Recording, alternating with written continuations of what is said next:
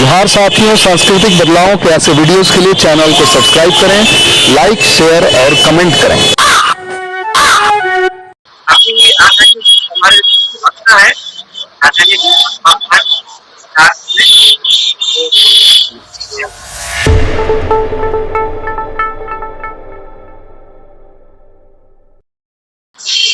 हाँ सर, जय अर्जक। अभी आपका नाम क्या? अभी राहुल पटेल से सवेरे से बात हो रही थी। अब हम इस रास्ते में कहीं जा रहा हूँ प्रोग्राम में, और बीच में कुछ कहने के लिए मेरे को ये बोल रहे हैं, तो बहुत कम समय में अपने बात रखूंगा कि मैं अर्जक संघ से जुड़ा हूँ और मैं प्रदेश महामंत्री का काम करता हूँ बिहार का, और समतामूलक समाज, समतामूलक संस्कृति को स्थापित करने के लिए हम लोग पुरजोर लगे हुए हैं पूरे बिहार में।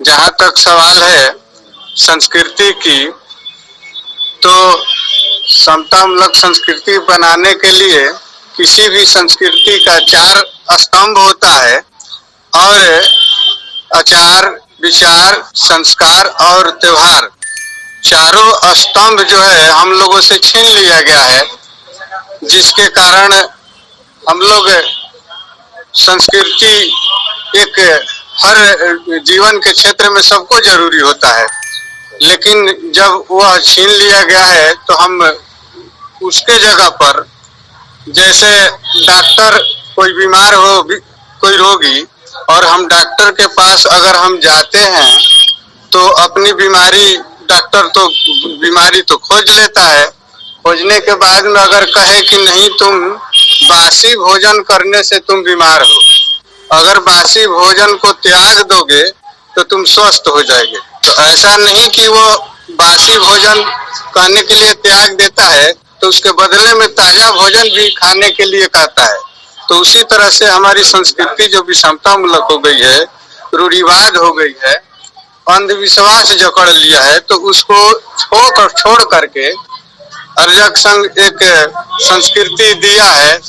और उस संस्कृति में हम जो संस्कार कराते हैं, शादी या तो मरणोपरांत या जन्म, 3 ही संस्कार हम लोग लेके चलते हैं, खास करके इसलिए कि ब्रह्मवादी सिद्धांत में 16 संस्कार है, और वह 16 संस्कार के रास्ते से वो अपना जो है शोषण करता रहता है हमारे 90% लोगों को। तो हम लोग उस पर हम लोग काम कर रहे हैं। शादी ब्याह में मात्र 3 चरण में शादी हो जाती है, चाहे तो आधे घंटे में भी शादी हो जाती है, या 2 घंटे में भी, 1 घंटे में भी। और पुरानी परंपरा में हम देखते हैं कि शोषण भी होता है, अधिक समय भी लगता है, अधिक खर्च भी लगता है, और उसको अपव्यय को बचाने के लिए वहाँ पर हम लोग क्या करते हैं कि 3 चरण में शादी करा देते हैं।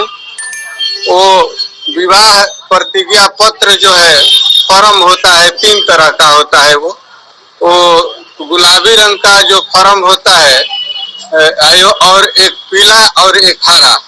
गुलाबी रंग का जो फॉर्म होता है वह शादी करने के बाद में सर्टिफिकेट के रूप में वो लड़का के हाथ में चला जाता है, और पीला वाला जो फॉर्म होता है वह लड़की के हाथ में चला जाता है, और शेष जो हरा फॉर्म बच जाता है वो कार्यालय में रह जाता है। सारे फॉर्मों पर लड़का लड़की का दस्तखत, और ये दोनों पक्ष के 2-2 गो गवाह, उसमें लड़का भी प्रतिज्ञापन लेता है कि मैं अपने पत्नी के रूप में स्वीकार करता हूँ, और प्रतिज्ञापन करता हूँ कि सत्य निष्ठा के साथ अपने पत्नी के साथ समता का व्यवहार एवं आचरण करते हुए वैवाहिक जीवन को मधुर और अविच्छिन्न बनाने का सतत प्रयत्न करता रहूंगा, तथा मानव के बराबरी वाले समाज को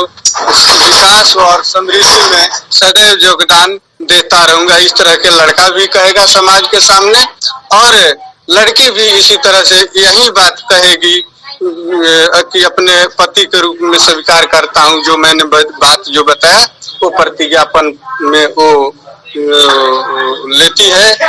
और इसके बाद में मल्यार्पण होता है दूसरा चरण में। मल्यार्पण में लड़की जो है पहले वर को मल्यार्पण करती है। इसके बाद वो मल्यार्पण होने के बाद में जो बाद में शेष समय में शुभकामना हम लोग करवाते हैं। शुभकामना जैसे कि दोनों पक्ष के समधि हो, आपस में गले लगाते हैं, मिलाते हैं और वर वधु को आप शुभकामना और मंगल कामना करते हैं कि आप जीवन में एक साथ मिलजुल कर रहें। इस तरह का बात जितने रिश्तेदार है वो लोग करते हैं। तो हमारे पास समय नहीं है और भी बात बताते। अभी फोन आ रहा है, हम तिलौथू जा रहे हैं जगदेव जो जयंती मनाने के लिए। तो मैं इतना ही कहकर जय अर्जक कहकर अपना विदा लेता हूँ। जी बहुत धन्यवाद दीपक सर। पासवान जी, बहुत बहुत धन्यवाद। दीपक सर जुड़े हुए थे और अगली बार मैं चाहूंगा कि ये जुड़े, इनको मैंने लिंक दे दिया है, गूगल मीट वगैरह हो गया है और अगली बार से ये हमेशा जुड़ेंगे और अपनी बातें रखेंगे। गया प्रसाद कटियार जी और जगदेव बाबू के बारे में भी बातें रखने की बातें हो रही थी, उस पर भी हम लोग बातें रखेंगे। धन्यवाद। जय अर्जय जी, बहुत बहुत धन्यवाद आदरणीय दीपक पासवान जी, आप लोगों ने समय दिया।